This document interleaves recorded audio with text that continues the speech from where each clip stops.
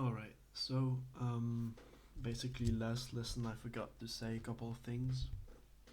I'll just use this 5-minute video or something to add them up, to add them to the course.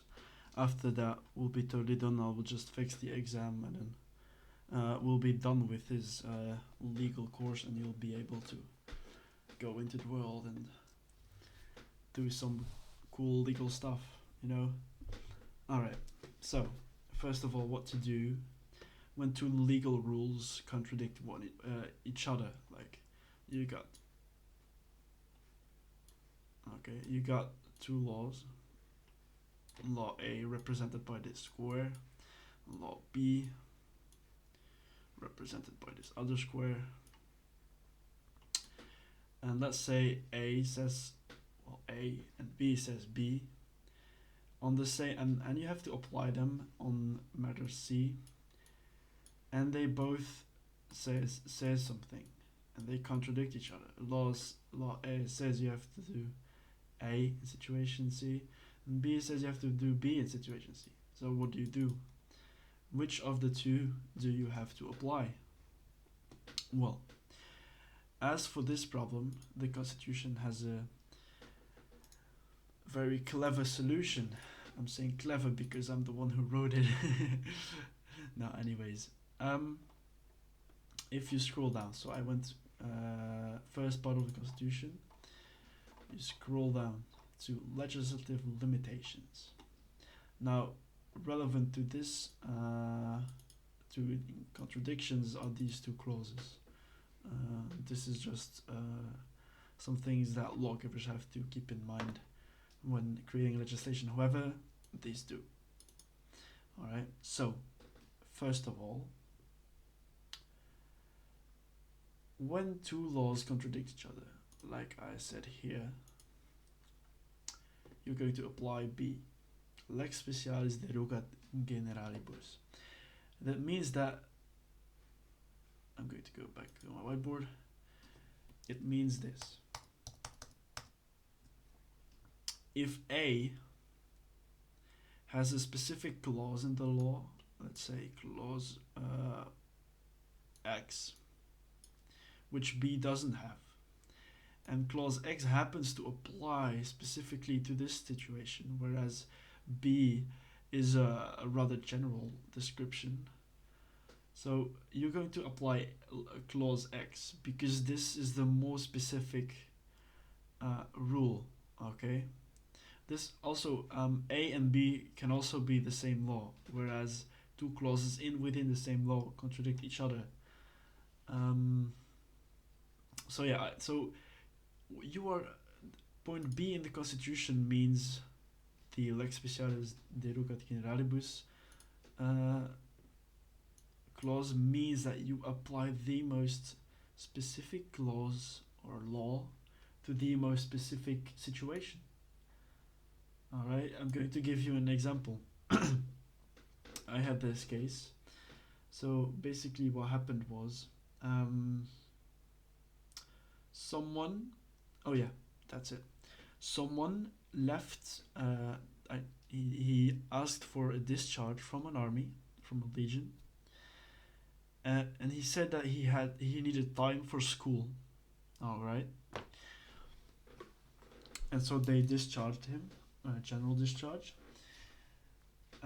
And it appears that 3 days after that, like he said he needed at least a week or something like that, and 3 days after that he joined another legion. So what happened was law A said that you cannot discharge using false reasons. Alright. And law B said, this is the ordinatio militum, it said that anyone who gets discharged cannot be sued for leaving the legion. Alright. So this was the general law, and this clause X, the specific one, because it applied to this situation, whereas the person used some kind of trick to get a discharge, which was basically a lie. Alright. So that's an example. Now, what do you do if X does not exist? So basically, these laws are both general laws. You cannot really make a distinction.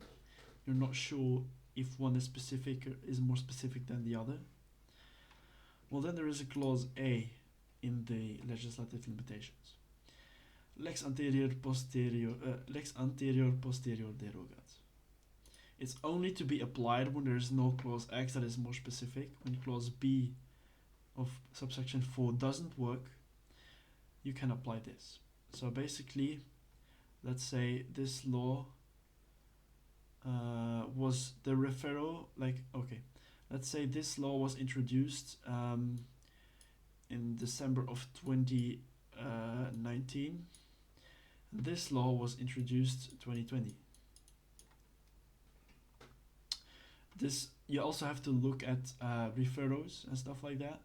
So basically, if the clause was entered in, if this law, who originates from 2090, has a referral which introduced the clause that applies to the situation, you have to look at when the clause was introduced. All right, when the date of the referral was.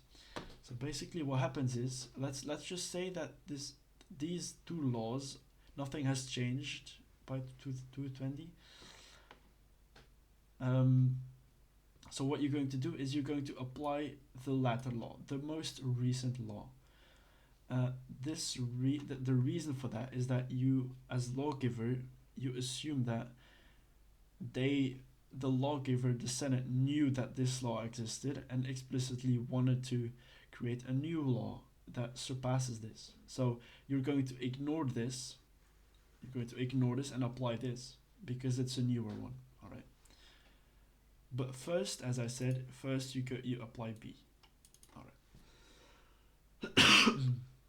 That's for what you do when two laws contradict each other. All right. I wrote down 4 things I wanted to say. One thing is, never bring forward new arguments during the closing statement. All right. So when we go to trial procedures, you can see here we talked about this. The closing statement, right here. Blah blah blah. In the closing statement, you do not bring forward any new arguments. All right, you cannot save them for the closing statement because the judge will just shut you up. The closing statement is supposed to close the trial, not move it on forward yet. So you basically resume the rest of the trial. You cannot bring forward new arguments. You have to keep that in mind. Also, another thing. I recommend as lawyer, not so much as judge, but certainly as lawyer, to use your mic.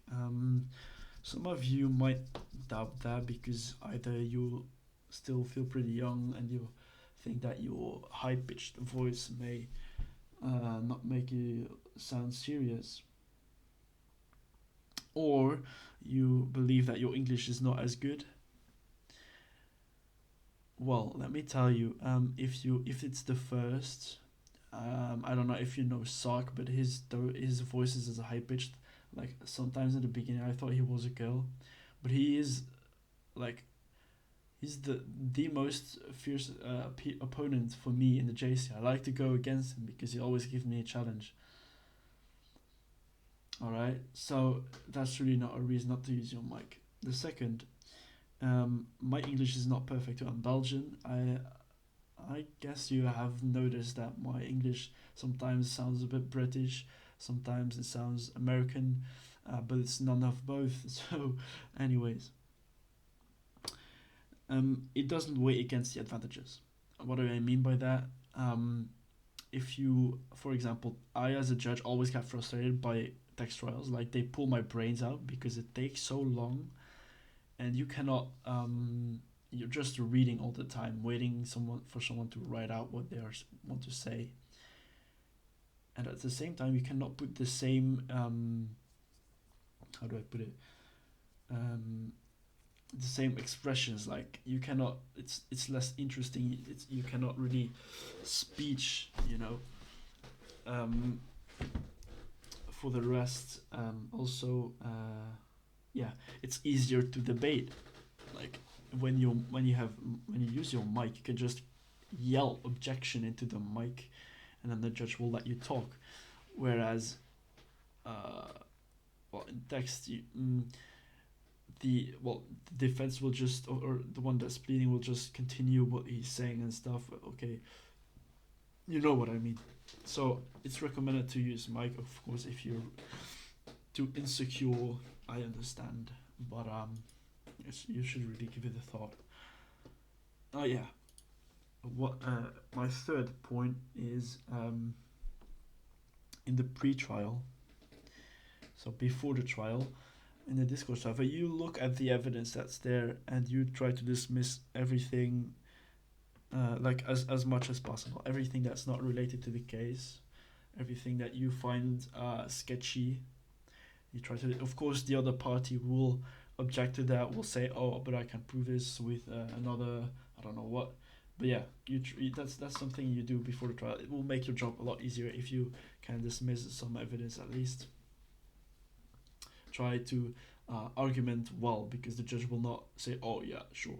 No, you just have to argument why the evidence should be removed, the legal grounds.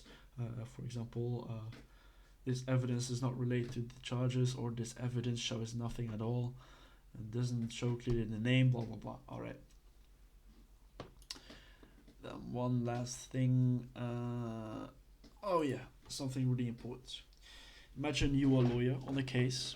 You're representing the defense. You have to talk to your client. The defense is the one. No, the prosecution is the one that files the case. He will put a story in there, but that story will rarely be what actually happened. All right. So you talk to your defendant and you show him the case. You ask him to read the explanation of the prosecution, and then you ask him to reply. All right. And it's better to have to have a conversation. This can be a chat trial. You can also call him, and you want to clear out what actually happened from the point of view of your client. All right. So, and you listen to his story, and then you are going to try and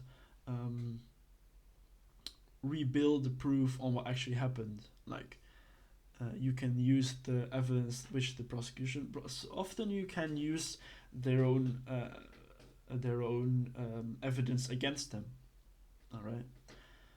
And otherwise, you will have to look for additional proof, additional evidence. All right. That's one thing. I communicate with your client is very important. The second is.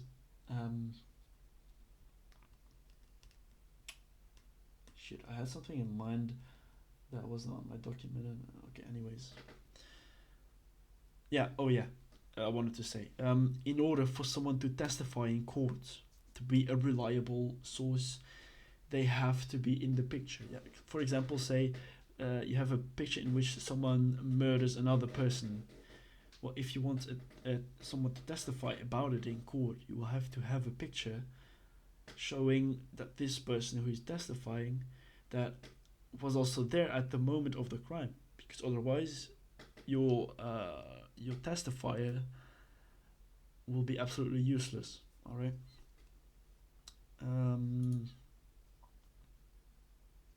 Okay, that's it. I'm going to stop the recording here. I'm going to fix the exam. I'm going to let you know when it's ready, and then we'll be done with this course. All right. See you, boys.